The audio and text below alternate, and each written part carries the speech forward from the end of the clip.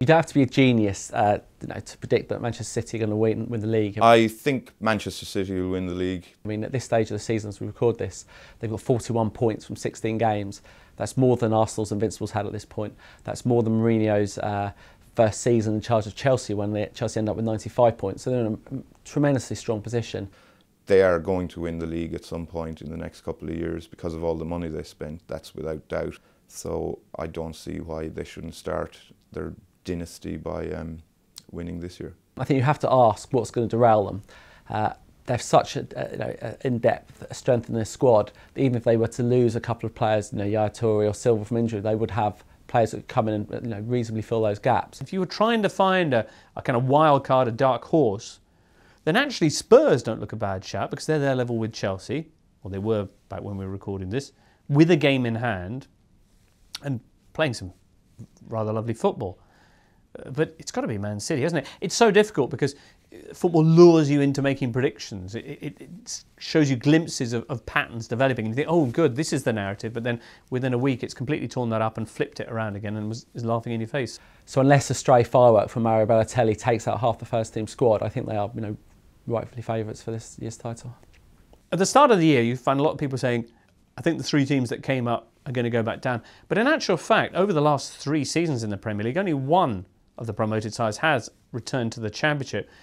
And given the form that those 3 sides have had this season, it's not hard to imagine that continuing. Of those 3, I've had to pick one, so I'm going to go for one of them to go down, and I think probably Swansea, for all their nice football, because they just don't get enough end product. 2 teams to go along with them, Wigan and Bolton.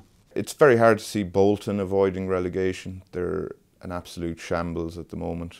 Gary Cahill's value is plummeting by the second. He was one of the most sought after defenders in the UK, or if not Europe, during the summer, and he's had just one nightmare after another playing in a very bad team. I think Wolves will go down. I haven't been impressed with them particularly at all. And I suspect Fulham might join them, make up the triumvirate.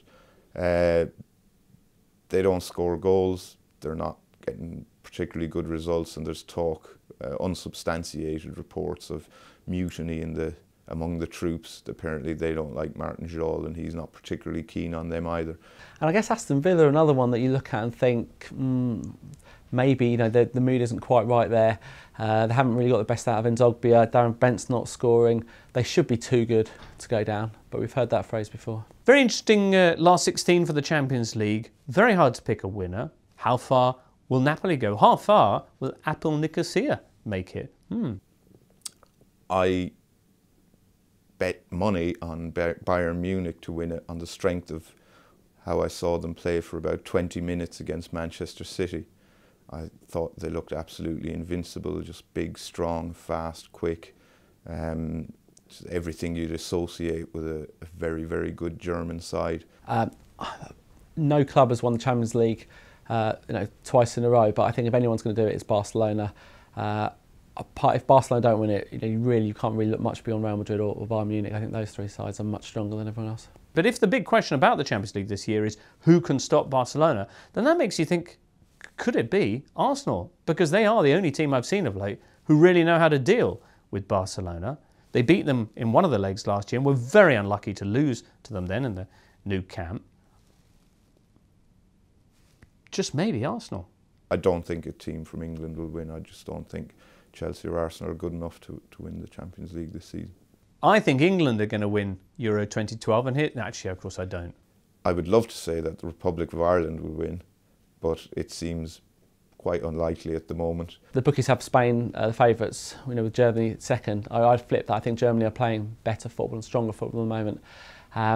Then you're looking for outsiders. Holland at 8-1 are quite interesting. Italy at 16s. If they can get the likes of Rossi back, they might be worth looking at as well. If someone put a gun to my head and forced me to bet money on it, I would probably go for Germany. Just for much the same reasons as I think Bayern Munich will win the Champions League. They're just strong, powerful, fast. They've been beaten in the last 2 tournaments by the Spanish. But you have the impression, looking at the Germans and looking at the Spanishes, the Spain's recent run results, that in actual fact the Germans have made progress since then, welcoming new players into the side, Götze and all that. Ozil's perhaps developed a bit as a player, whereas the Spanish haven't really. And indeed, teams have begun to work out how to put a spanner in the Spanish works. So Germany all the way, Uber alles.